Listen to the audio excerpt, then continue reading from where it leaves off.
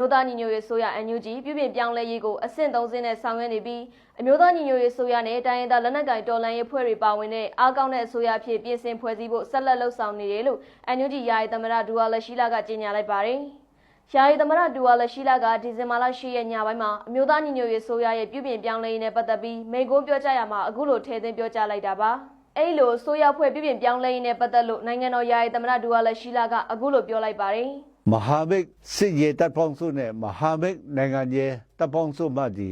တမျိုးသားလုံးညီညွတ်ရေးကိုကျေပြန့်စွာကိုစားပြုနိုင်တဲ့အစိုးရဖြစ်လာအောင်အထူးသဖြင့်တိုင်းရင်းသားတော်လှန်ရေးအင်အားစုတွေကျေပြန့်စွာပါဝင်လာနိုင်အောင်ကျွန်တော်တို့အားလုံးကြိုးစားခဲ့ကြရပါတယ်။ဒါပေမဲ့အဓိကတိုင်းသားလက်နက်ကိုင်အင်အားစုကြီးတွေဟာအမျိုးသားညီညွတ်ရေးအစိုးရအဖွဲ့တွေထဲမှာထဲဝင်ပူပေါင်းပါဝင်လာဖို့လက်ရှိချိန်မှာအကန့်အသတ်တွေရှိနေတယ်ဆိုတာ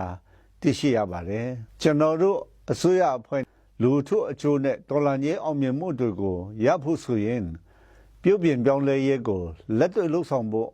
တွန့်ဆုတ်ခဲ့တာမရှိဘူးလို့ပြောချင်ပါတယ်အမျိုးသားညီညွတ်ရေးအစိုးရပြုပြင်ပြောင်းလဲရေးကိုအဆင့်30နဲ့ဆောင်ရွက်ဖို့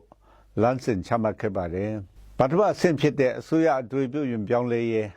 internal reform ကိုလှုပ်ဆောင်ပြည်စည်းခဲ့ပြီးဖြစ်ပါတယ်ပြည်ထောင်စုလွှတ်တော်ကိုစားပြုကော်မတီကပြည်သူတရက်လုံးကိုထုတ်ပြန်ပေးခဲ့တဲ့အစိုးရအဖွဲ့ပြုပြင်ပြောင်းလဲရေးဖွဲ့စည်းပုံဟာကျွန်တော်တို့ရဲ့ပထမအဆင့်ပြုပြင်ပြောင်းလဲမှုပဲဖြစ်ပါတယ်ဒုတိယအဆင့်ပြုပြင်ပြောင်းလဲရေးကတော့လက်ရှိမြို့သားညီညွတ်ရေးအစိုးရနဲ့တိုင်းသားလက်လက်ကိုင်တော်လှန်ရေးအဖွဲ့အစည်းများပါဝင်တဲ့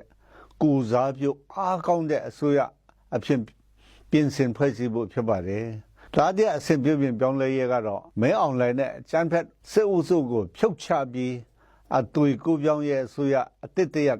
ဖွဲ့စည်းဖို့ဖြစ်ပါတယ်။ NUG အစိုးရပြုပြင်ပြောင်းလဲရေးအဆင့်30နဲ့ပတ်သက်တဲ့အချိန်ကာလကိုတော့ယာယီသမ္မတကအတိအကျမပြောဆိုထားသေးပါဘူး။ဒါအပြင်ပြည်သူ့သဘောထားနဲ့အညီအစိုးရအဖွဲ့ပြုပြင်ပြောင်းလဲရေးကိုအဆင့်လိုက်ပြုလုပ်ဆောင်ရွက်ခဲ့ရမှာအစိုးရပြုပြင်ပြောင်းလဲရေးကော်မရှင် NUG Reform Commission ကိုဇူလိုင်လမှာစတင်ဖွဲ့စည်းခဲ့ပြီးအဲ့ဒီကော်မရှင်မှာယာယီသမ္မတပြည်ထောင်စုဝန်ကြီးချုပ်နဲ့ပြည်ထောင်စုလွှတ်တော်ကိုစားပြုကော်မတီ CRPH ဥက္ကဋ္ဌတို့ဦးဆောင်ပြီးဆောင်ရွက်ခဲ့တာဖြစ်တယ်လို့အသိပေးပြောကြားခဲ့ပါတယ်။ NUG ကမနေ့ကမနက်ပိုင်းမှာဝန်ကြီးတချို့ကိုအနှဲငယ်ပြောင်းလဲပြုလုပ်ကအစိုးရပြင်ဆင်ဖွဲ့စည်းကြောင်းကြေညာခဲ့ပါတယ်။အစိုးရအဖွဲ့ပြင်ဆင်ဖွဲ့စည်းမှုမှာ NUG အစိုးရအဖွဲ့ဝင်တွေကဝန်ကြီးနဲ့ဒုဝန်ကြီးတချို့တွေကိုတာဝန်ယူထားတဲ့အစိုးရဝန်ကြီးဌာနပြောင်းလဲလုပ်ခန့်လိုက်ပါတယ်။လက်ရှိ NUG အစိုးရမှာဦးဝင်းမြင့်ကနိုင်ငံတော်သမ္မတအဖြစ်ဒေါ်အောင်ဆန်းစုကြည်ကနိုင်ငံတော်တိုင်ပင်ခံပုဂ္ဂိုလ်အဖြစ်ဆက်လက်တည်ရှိနေပြီးယာယီသမ္မတအဖြစ်ဒူဝါလရှိလာကဆက်လက်တာဝန်ယူထားပါတယ်ရှင်။